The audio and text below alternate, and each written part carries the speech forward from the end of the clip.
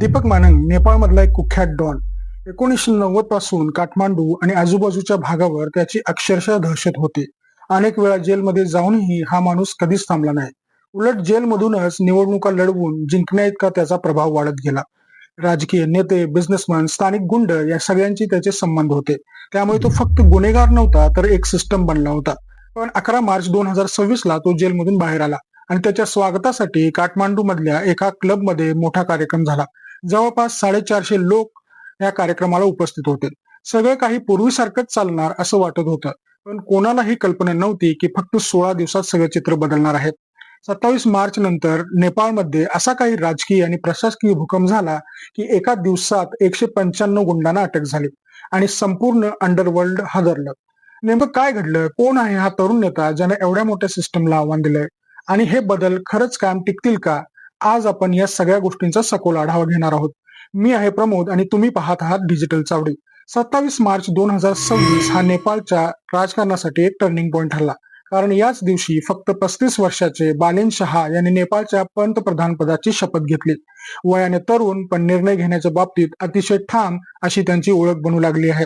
शपथ घेतल्यानंतर काही दिवसातच त्यांनी ज्या पद्धतीने कारवाई सुरू केली त्याने सगळ्यांनाच धक्का बसला.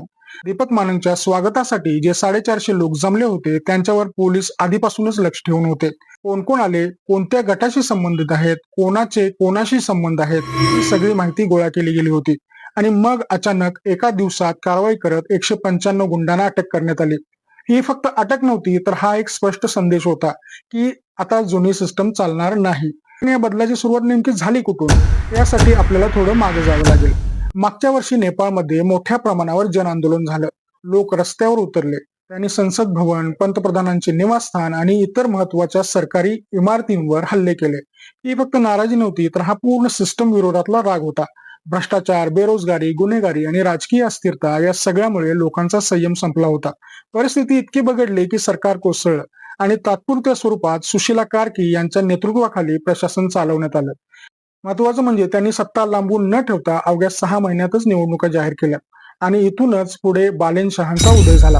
या निवडणुकीत बालेन शहाने थेट माजी पंतप्रधान के.पी. शर्मा ओली यांना त्यांच्या मतदारसंघात आव्हान दिलं.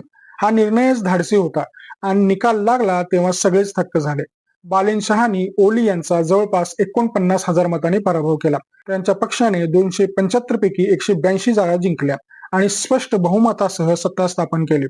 यावेळी लोकांनी एक नवीन, स्वच्छ आणि आक्रमक नेतृत्व निवडलं होतं. सत्ता हाती घेताच बालेन शहानी सर्वात आधी भ्रष्टाचारावर प्रहार केला. माजी पंतप्रधान, गृहमंत्री आणि इतर काही वरिष्ठ नेत्यांवर गंभीर आरोप ठेवून त्यांना अटक करण्यात आली. जन आंदोलनादरम्यान मृत्यू पावलेल्या 27 लोकांच्या प्रकरणातही जबाबदारांवर कारवाई सुरू झाली. इतकंच नाही तर 1990 पासून जुने भ्रष्टाचाराची प्रकरणं पुन्हा उघडण्याचे आदेश देण्यात आले. म्हणजेच जुने गुन्हे विसरले जाणार नाहीत असा स्पष्ट संदेश देण्यात आलेला आहे. त्याचबरोबर त्यांनी प्रशासनातही मोठे बदल केले. मंत्रिमंडळ फक्त 14 सदस्यांचे ठेवण्यात आले. पूर्वी 25 ते 30 मंत्री असायचे, पण त्यांनी खर्च कमी करण्यासाठी आणि निर्णय प्रक्रिया जलद करण्यासाठी मंत्र्यांची संख्या कमी केली. विशेष म्हणजे या मंत्रिमंडळातील बहुतेक मंत्री 40 वर्षांखालील आहेत आणि काही तर 30 वर्षांखालील आहेत.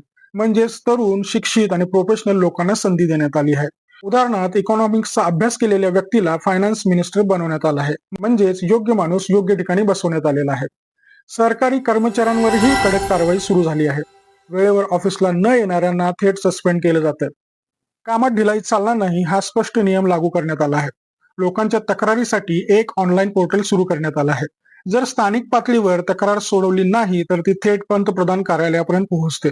त्यामुळे प्रशासन अधिक जबाबदार बनण्याची शक्यता आहे. आरोग्य क्षेत्रात एक मोठा निर्णय घेण्यात आला आहे. प्रत्येक सरकारी आणि खाजगी रुग्णालयात 10% बेड गरिबांसाठी राखीव ठेवणं बंधनकारक करण्यात आलं आहे. याशिवाय सर्व हॉस्पिटलना त्यांच्या बेडची माहिती ऑनलाईन अपडेट करणं अनिवार्य केलं आहे, जेणेकरून पारदर्शकता वाढेल. शिक्षण क्षेत्रातही मोठे बदल करण्यात आले आहेत. प्रत्येक शाळेत 10% जागा गरीब विद्यार्थ्यांसाठी राखीव ठेवण्यात आल्या आहेत. 5वी पर्यंतची परीक्षा बंद करण्याचा निर्णय घेण्यात आला आहे, ज्यामुळे लहान मुलांवरचा अभ्यासाचा ताण कमी होईल. याशिवाय शाळा आणि कॉलेजमध्ये राजकारणावर पूर्ण बंदी घालण्यात आली आहे. फक्त 7च दिवसात सर्व पॉलिटिकल बॅनर्स आणि ऍक्टिव्हिटी हटवण्याचे आदेश देण्यात आले आहेत. गुन्हेगारी विरोधात तर मोठ्या प्रमाणावर मोहीम सुरू आहे. जन आंदोलनादरम्यान जेलमधून पळून गेलेल्या 12,000 कैद्यांपैकी 8,200 जणांना पुन्हा पकडण्यात आलं आहे. तसेच राजकीय ओळखीवर नेमले गेलेले अनेक राजदूत परत बोलावण्यात आलेले आहेत. राजकारण आणि प्रशासन वेगळं ठेवायचं हा त्यामागचा उद्देश आहे. परराष्ट्र धोरणातही बदल दिसून येतोय. मालेन शहानी स्पष्ट सांगितलं आहे की नेपाळ आता ना प्रो इंडिया राहील ना प्रो चायना राहील, म्हणजेच स्वतंत्र धोरण अवलंबण्याचा प्रयत्न केला जात आहे. मात्र चीनचा वाढता प्रभाव आणि काही पूर्वीचे वाद लक्षात घेतले तर भारतासाठी ही परिस्थिती थोडी सावधगिरीचीच असणार आहे. एकंदर पाहता बालेन शहाने घेतलेले हे निर्णय हे धाडसी आणि परिणामकारक वाटतायत. पण खरा प्रश्न हा आहे की हे बदल किती वेळ टिकतील, कारण कोणतीही सिस्टम बदलायला वेळ लागतो. सुरुवातीचा जोश असतो पण तो कायम ठेवणं कठीण असतं. आणि जर हा वेग असाच कायम राहिला तर नेपाळमध्ये एक मोठा सकारात्मक बदल घडू शकतो. आता प्रश्न तुमच्यासाठी, अशा प्रकारची कडक आणि थेट कारवाई भारतात ही व्हायला हवी का? गुन्हेगारी, भ्रष्टाचार आणि सिस्टम मधील ढिलाई संपवण्यासाठी अशाच प्रकारचं नेतृत्व आवश्यक आहे का? हे तुमचं मत नक्की कमेंटमध्ये सांगा. व्हिडिओ आवडला असेल तर लाईक करा, डिजिटल चावडी चॅनलला सबस्क्राईब करा आणि अशा सखोल आणि अभ्यासपूर्ण व्हिडिओसाठी आमच्या सोबत जोडलेले राहा. हे प्रमोद, भेटू पुढच्या व्हिडिओमध्ये. तोपर्यंत जय हिंद, जय महाराष्ट्र.